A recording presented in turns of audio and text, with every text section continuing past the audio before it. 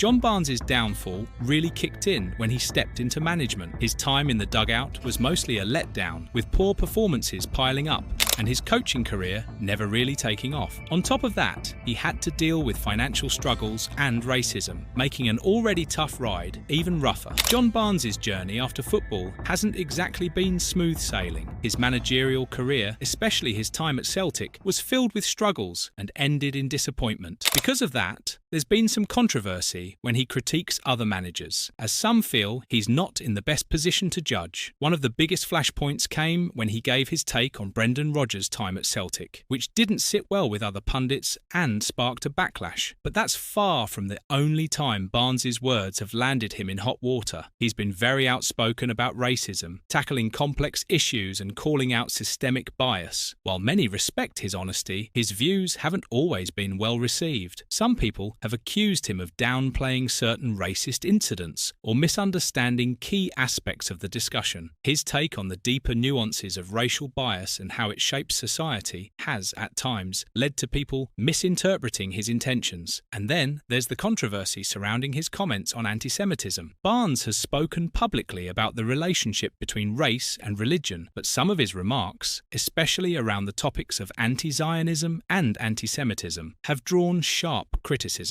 He's been accused of making problematic statements about Jewish identity and the Holocaust, which has only added to the scrutiny he faces. If all that wasn't enough, financial troubles have only made things harder for him. Over the years, Barnes has faced serious money issues, even going bankrupt at one point. For someone who was once one of the biggest names in football, it's been a tough road filled with setbacks, controversy, and challenges, both on and off the pitch. But if there's one thing that deserves credit, it's how he made a name for himself in the football world. Watford spotted him while he was playing for Sudbury Court, and after impressing in a trial match, he officially signed for the club on July 14th, 1981. The transfer fee, just a set of kits. It was a humble beginning, but it didn't take long for Barnes to prove he was worth far more than that. At just 17, he made his debut as a substitute in a 1-1 draw against Oldham Athletic. Watford, under manager Graham Taylor, were on an incredible journey, climbing from the 4th division to the 1st in just 5 years. Barnes played a key role in that success, scoring 12 goals in the 1981-82 season and helping Watford secure promotion to the top flight as runners-up to their fierce rivals, Luton Town. Once in the 1st division, Barnes continued to shine. Watford shocked English football by finishing 2nd in their debut top-flight season, only behind Liverpool. It was an incredible achievement for a club of their size. But while Watford were making waves, they couldn't quite take that final step. They reached the 1984 FA Cup final,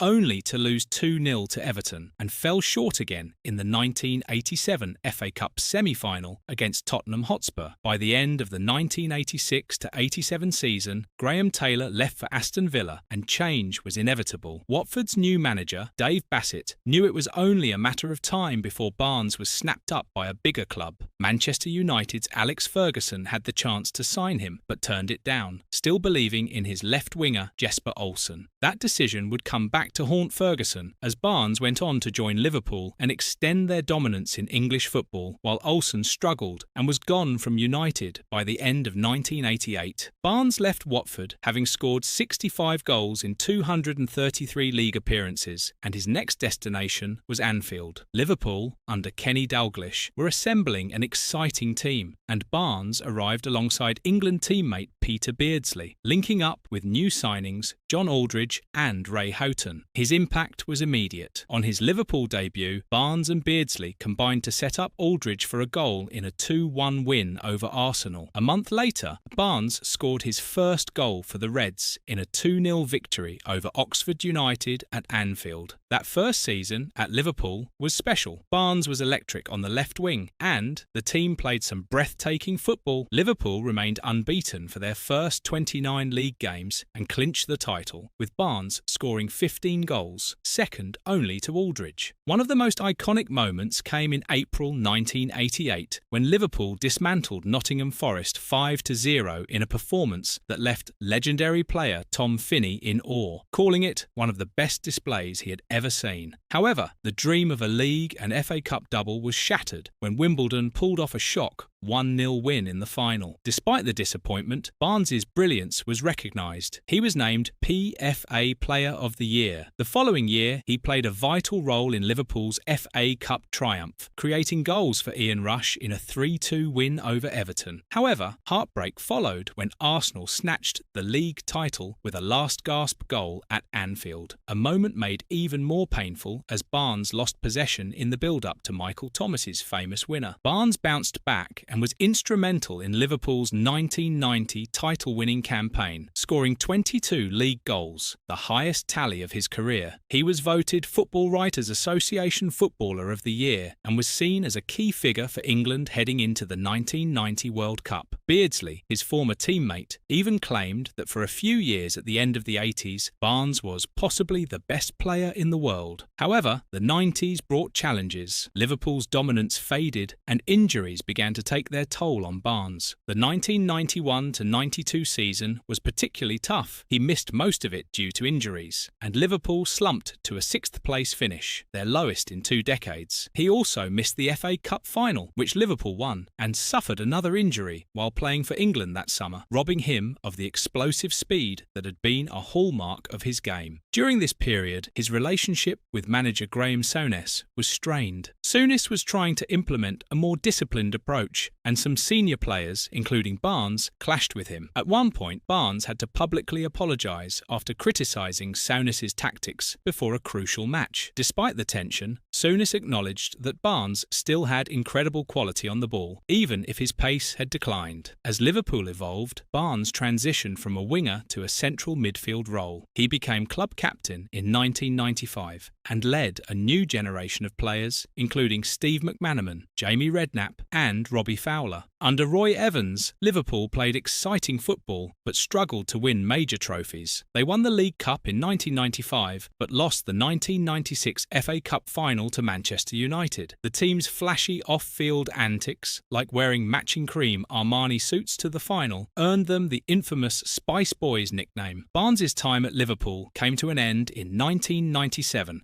After a decade at the club, winning 5 major trophies and scoring 108 goals in 407 appearances, he joined Newcastle United, reuniting with Kenny Dalglish. Despite playing in a new forward role and finishing as Newcastle's top league scorer that season, the club struggled, finishing 13th in the Premier League. However, Barnes played a part in their Champions League victory over Barcelona and featured in the 1998 FA Cup final, which Newcastle lost. When Dalglish was sacked, Barnes was sidelined by new manager Ruud Gullit. Feeling unwanted, he left Newcastle in early 1999 to join Charlton Athletic. His time there was short-lived, as Charlton were relegated at the end of the season, and Barnes decided to retire after a 20-year playing career. After retirement, Barnes turned to management, but his time in the dugout was far from successful. His first opportunity came in 1999 when he was appointed Celtic manager, working under Dalglish as director of football. However, his tenure lasted just 8 months. The final straw came after a humiliating 3-1 Scottish Cup defeat to Inverness Caledonian Thistle, leading to the famous newspaper headline, "Super Kylie go ballistic, Celtic are atrocious." Barnes was sacked and Dalglish took over until the end of the season. A decade later, Barnes returned to management with Jamaica. He led them to victory in the 2008 Caribbean Championships, securing qualification for the 2009 CONCACAF Gold Cup. Despite that success, he still had ambitions of managing in England. In 2009, he was linked with Port Vale, but ultimately took over at Tranmere Rovers. His time there was disastrous. Tranmere won just 3 of their first 14 games, and after a crushing 5-0 defeat to Millwall, Barnes was sacked. That wraps up today's video. Don't forget to like and subscribe.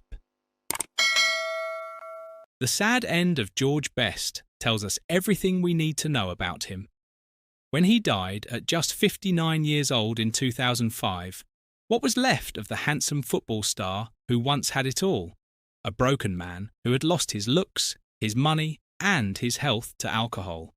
Even with his God-given talent on the football field, George Best could not escape the demons that followed him. The story of Best is a warning about how quickly fame, money, and addiction can destroy even the most gifted among us. The legend began with a simple telegram. In 1961, Manchester United scout Bob Bishop sent a message to manager Matt Busby that read, "I think I have found a genius." This genius was a skinny 15-year-old kid from Belfast named George Best. The shy teenager was so homesick after arriving in Manchester that he fled back to Northern Ireland after just one day. It took a personal call from Busby to Best's father to convince the boy to return. When Best made his debut for Manchester United in 1963 at just 17 years old, nobody could have guessed how quickly he would rise. His second game saw him score his first goal in a 5-1 win over Burnley.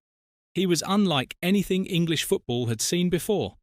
In an era when the game was built on power and strength, Best brought a new kind of magic. He could dribble past players like they weren't there, using quick feet, sudden changes of direction, and perfect balance. As Matt Busby said, Best was gifted with more individual ability than I have ever seen in any other player. Sometimes he seemed to have 6 feet. The years between 1964 and 1968 saw Best reach incredible heights. He helped Manchester United win league titles in 1965 and 1967. Then came the crowning achievement in 1968, when United became the first English team to win the European Cup. Best scored a crucial goal in extra time as they beat Benfica 4-1 at Wembley. That same year, at just 22 years old, he was named European Footballer of the Year, winning the prestigious Ballon d'Or. Off the field, Best became a cultural icon unlike any footballer before him. With his long dark hair, good looks and stylish clothes, he was quickly nicknamed the Fifth Beatle. He received 10,000 fan letters every week.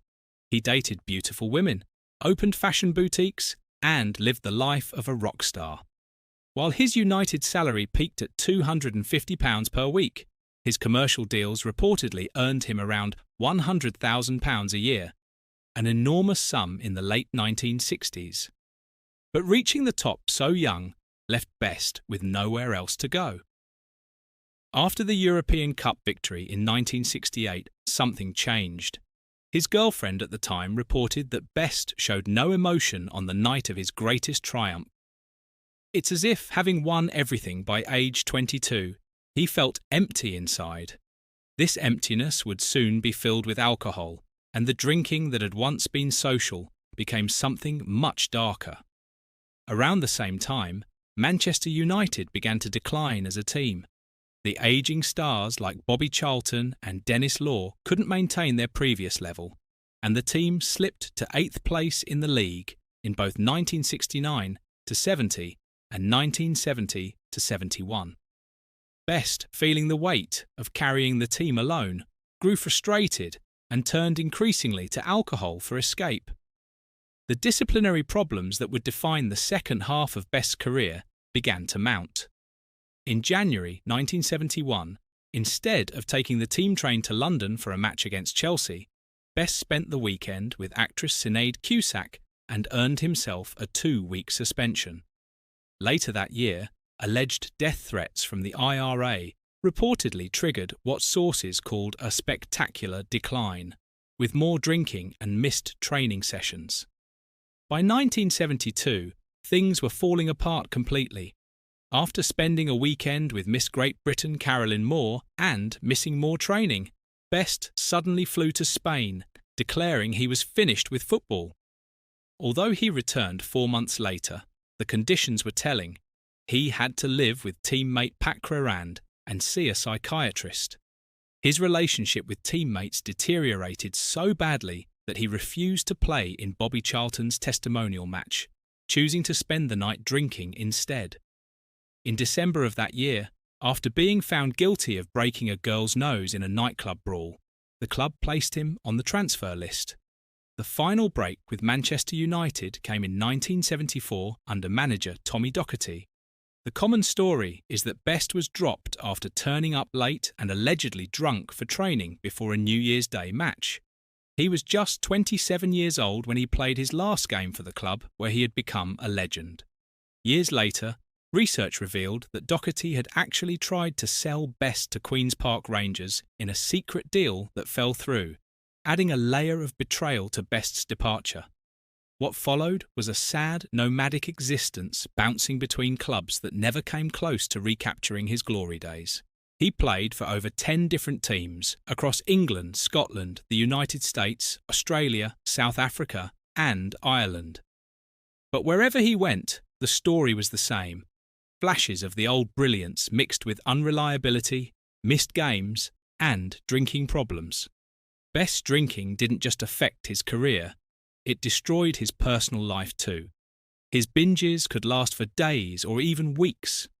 During one particularly dark period with an American team, after Brazilian legend Pelé toasted him as the greatest player ever at a banquet, Best responded by disappearing on a 2-week drinking spree. He learned to make himself vomit so he could continue drinking even when his body could take no more. Blackouts became normal for him.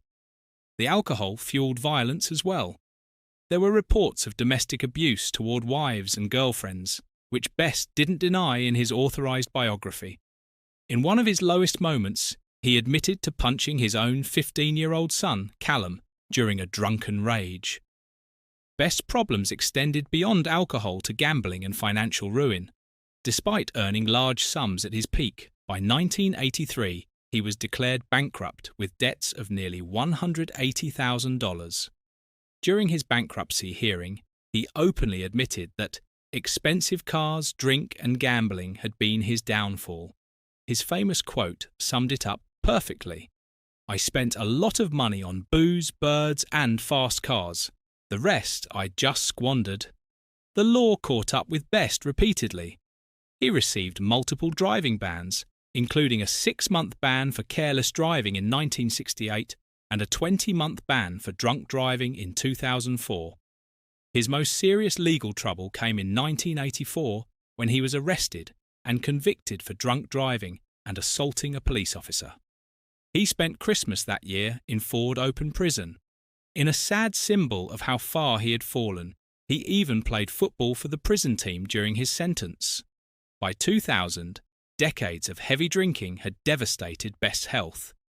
He was diagnosed with severe liver damage, with his liver function down to just 20%. By 2002, it was clear that only a transplant could save his life. The operation sparked immediate controversy. Many questioned whether it was right to give a scarce, life-saving organ to someone whose condition was self-inflicted through alcoholism. With hundreds on the waiting list, and some dying before receiving organs, critics argued that Best was less deserving than others whose illnesses weren't their fault. Even Best's doctors seemed to recognise the risk of giving him a new liver. They took the unusual step of implanting antibiotic pellets post-transplant to deter him from drinking.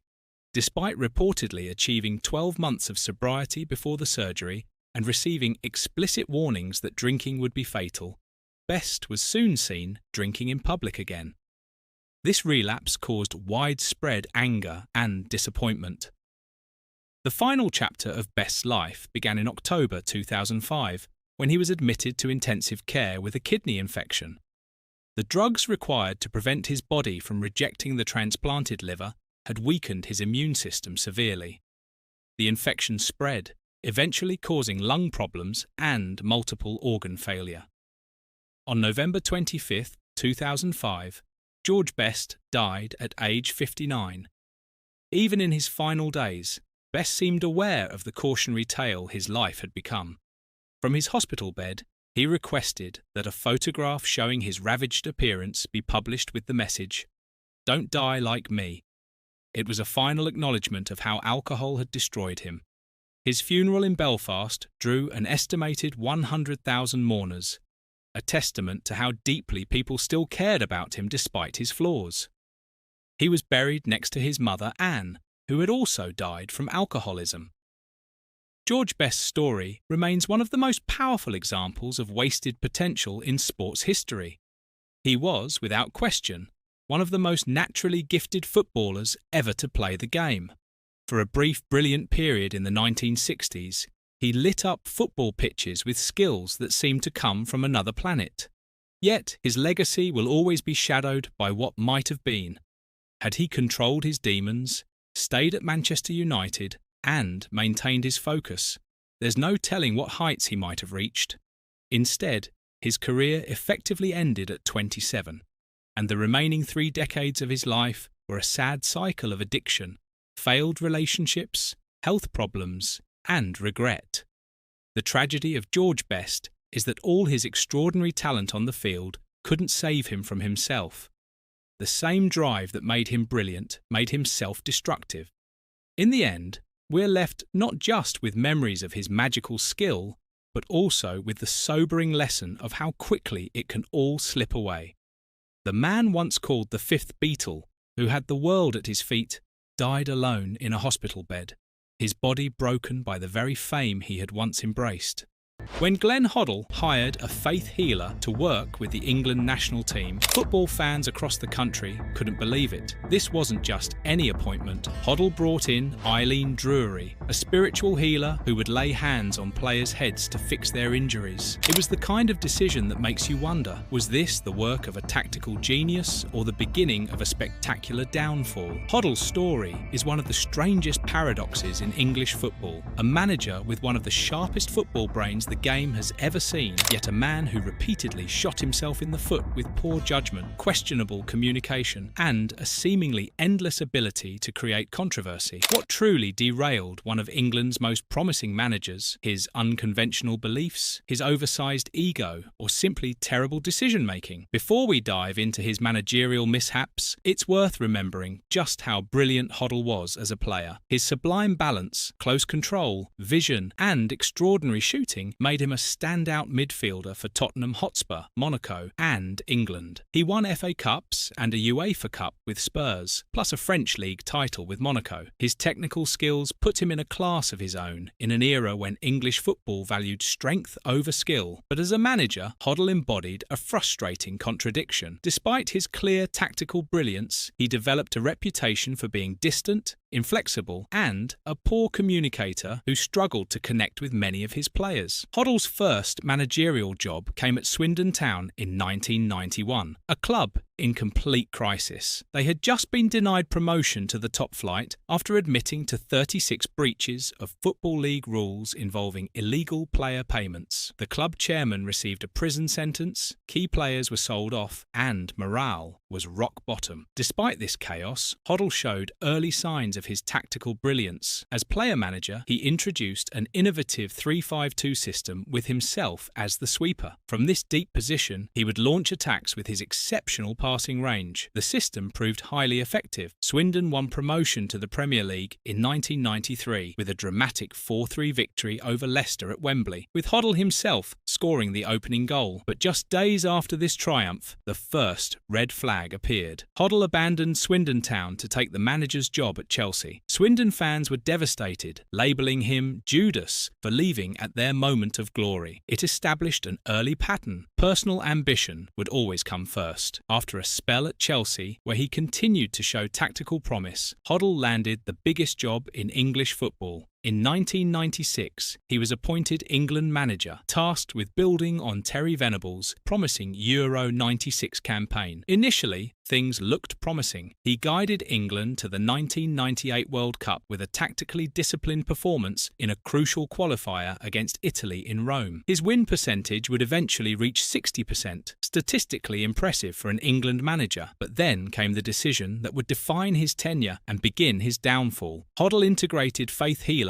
Eileen Drury into the official England setup. He had known her since his teenage years and credited her with helping him recover from injuries during his playing career. The media reaction was brutal. The team was mockingly nicknamed the Hod Squad, and Drury's presence became a constant source of tabloid ridicule. Player reactions split the squad down the middle. Darren Anderton and Gareth Southgate found her genuinely helpful, but others openly mocked her. Ray Parlour reportedly asked for a short back and sides when she laid hands on his head, while Steve McManaman and Robbie Fowler allegedly asked if she could predict horse race winners. What happened next showed Hoddle's darker side. Reports emerged that players who displayed scepticism towards Drury were subsequently marginalised or dropped from squads. Names like Parlour, McManaman, Fowler, and Matt Le Tissier suddenly found themselves on the outside looking in. Some reports even suggested Drury influenced team selections. When your spiritual advisor is picking the team, you've got problems. Hoddle remained fiercely loyal to Drury, even publicly stating that her absence from the World Cup camp in France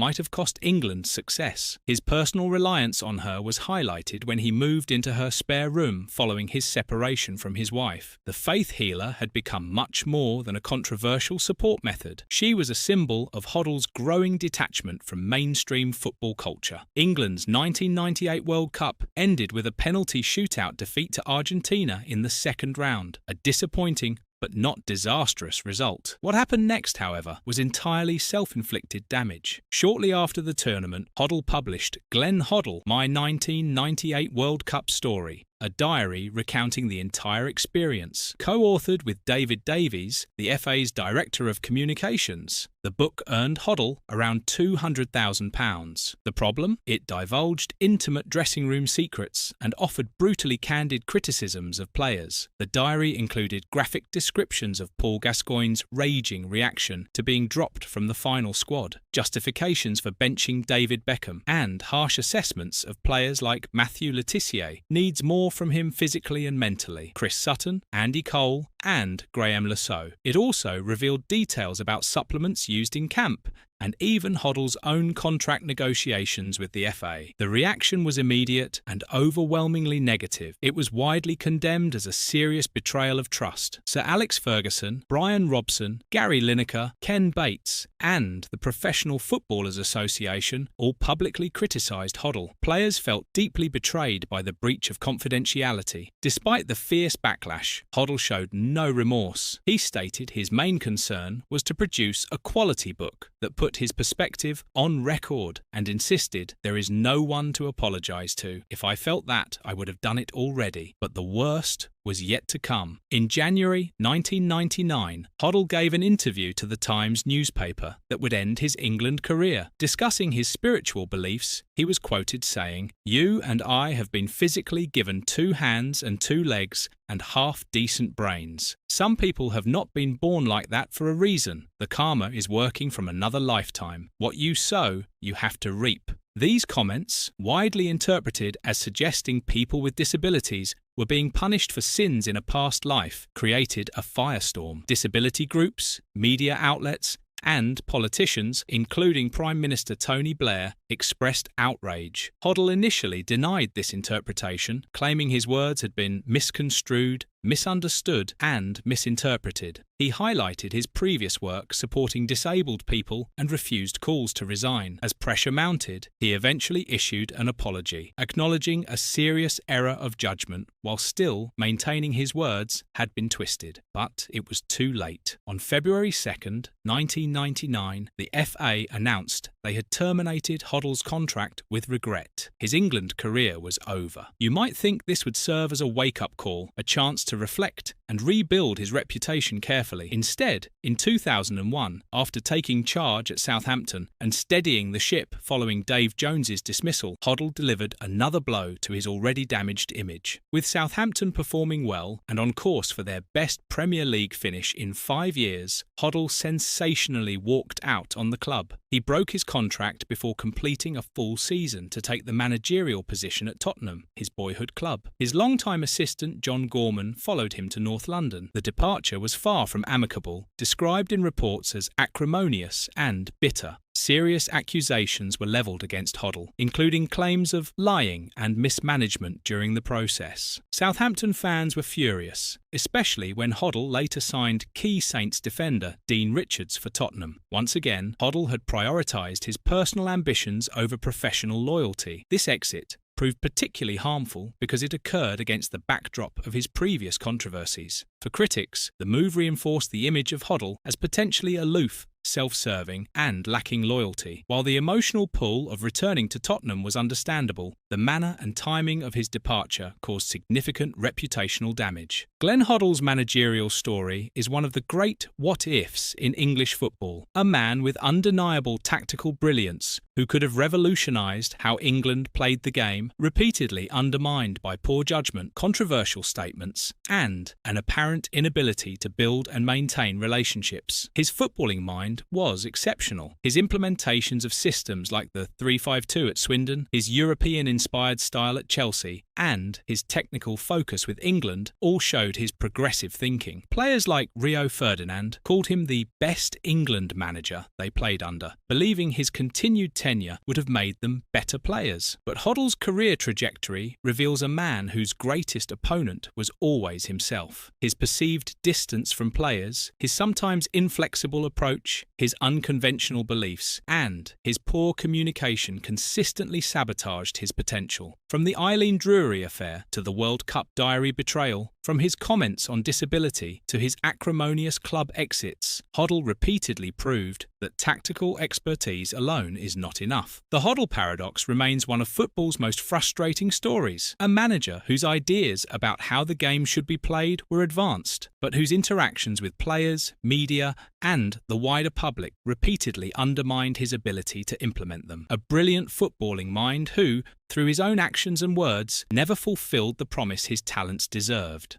Larry Lloyd's downfall was the kind of twist no one saw coming. After all his years of hard work, the last thing anyone expected was for him to be hit so hard financially that he had no choice but to part ways with his hard-earned medals. The medals he worked so hard for, sold just to get by. It was a heartbreaking turn of events for someone who had given so much to the game. Larry Lloyd's story took an unexpected turn when financial troubles came knocking. At one point, things got so tough that he had to make a heartbreaking decision, selling his European competition medals, the very trophies that symbolised his success, gone for £12,000 at Christie's. It wasn't something he wanted to do, but he admitted it was a necessity. For someone as strong-willed as Lloyd, it was hard to imagine him in such a situation. Lloyd was always a larger-than-life figure, never one to back down or bite his tongue. Throughout his playing days, and well into his time as a pundit, he was known for speaking his mind, no matter the consequences. His tough, no-nonsense attitude wasn't just limited to football either. When he ran a pub, he famously threw Roy Keane out of a Nottingham Forest Christmas party. Just another example of his unwillingness to tolerate any nonsense, no matter who it was. Even after he retired, his strong personality didn't fade. As a pundit on local radio, he was as blunt and outspoken as ever, sometimes to the point of controversy. He didn't shy away from calling things as he saw them, even when it ruffled a few feathers. In fact, his criticism of club owners reportedly got him banned from certain grounds. But that was Lloyd, never afraid to speak his mind, no matter the cost. His career, too, was just as remarkable as his bold and outspoken personality. Lloyd's football journey started in humble surroundings, playing local football with Henbury Old Boys. But it wasn't long before he caught the eye of Bristol Rovers, who signed him up and gave him his debut on August 10th, 1968. That day, he stepped onto the pitch at Eastville in a 1-1 draw against Watford, marking the beginning of what would turn into a remarkable career. Lloyd's talent didn't go unnoticed, and it didn't take long for bigger clubs to come calling. On April 22nd, 1969, Liverpool made their move, placing a £50,000 bid that Rovers accepted. Manager Bill Shankly saw Lloyd as a long-term successor to Ron Yates, the club's ageing captain and defensive rock. It was a big step up for the young defender, but he was more than ready for the challenge. Later that year, on September 27th, Lloyd made his debut for Liverpool in a 2-2 league draw against West Bromwich Albion at the Hawthorns. By the following season, he had become a regular in the squad as Shankly began a major rebuilding phase, bringing in fresh, young talent to revamp the team. Lloyd fit right into this vision, quickly establishing himself as a key figure in Liverpool's defence. At the heart of the team's backline, Lloyd partnered up with the no-nonsense captain, Tommy Smith. Together, they formed a tough and uncompromising defensive duo that helped Liverpool reach the FA Cup final in 1971. It was a hard-fought match, but despite their efforts, they fell short, losing 2-1 after extra time to Arsenal, who had just been crowned league champions. Lloyd's performances at club level soon earned him international recognition. On May 19, 1971, England manager Sir Alf Ramsey handed him his debut in a British home championship match against Wales at Wembley. The game ended in a goalless draw, but for Lloyd, it was a moment of immense pride, playing alongside Liverpool teammates Chris Lawler, Emlyn Hughes, and Tommy Smith on the international stage. A year later, Lloyd got his name on the score sheet for Liverpool for the first time. It came in a league game against Manchester City at Anfield on February 26, 1972. He opened the scoring in the 37th minute, paving the way for a 3-0 victory, with Kevin Keegan and Bobby Graham adding the other goals. Then came the 1972-73 season, a campaign that would cement Lloyd's place in Liverpool's history. That year, he played every single minute of the club's 54 matches, proving his reliability and durability. His efforts helped Liverpool win a historic league and UEFA Cup double. In the UEFA Cup final,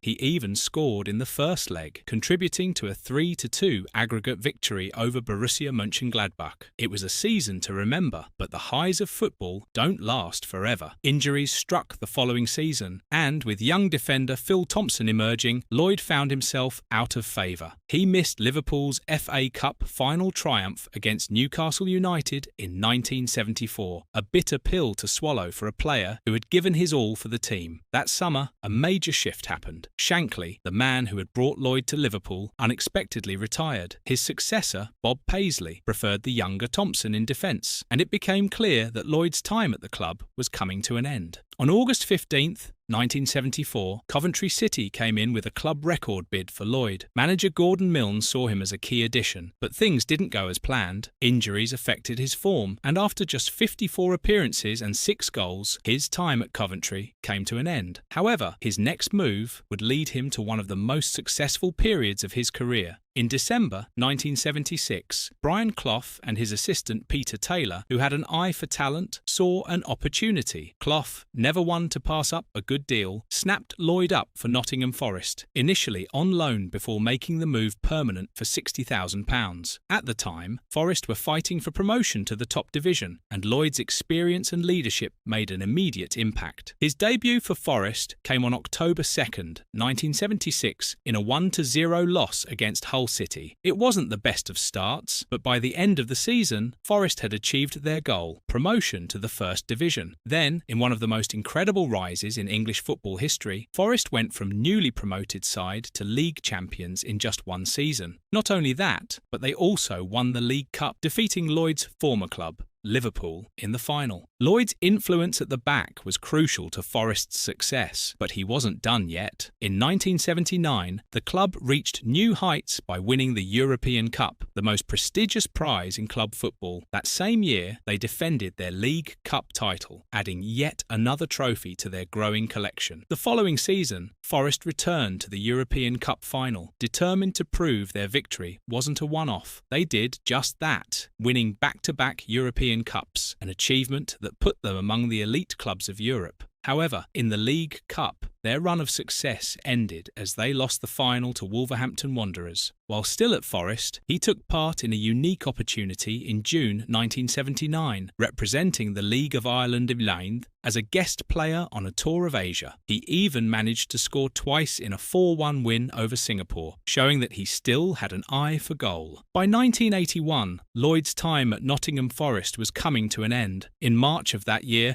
he moved to Wigan Athletic, stepping into the role of player manager, replacing Ian McNeil. It was a new challenge, but Lloyd took it on with the same determination that had defined his playing career. His impact at Wigan was immediate. In the 1981-82 season, he guided the club to promotion from the 4th Division, an impressive feat considering they had only been a Football League team for 4 years. The following season, he ensured their survival in the 3rd Division, proving he had the managerial ability to match his playing success. His growing reputation as a manager caught the attention of Notts County, who were looking for a new boss after Jimmy Cyril moved into a different role. However, His time at County didn't go as planned. After just one season, the club suffered relegation from the First Division, ending their 3-year stay in the top flight. It was a disappointing turn of events, and on October 21st, 1984, Lloyd was sacked. From winning major honours with Liverpool to being a key part of Nottingham Forest's legendary success, and even stepping into management, his legacy in football is undeniable. His story is one of strength and pure determination, both on and off the pitch. That wraps up today's video. Don't forget to like and subscribe so you never miss an update. See you next time.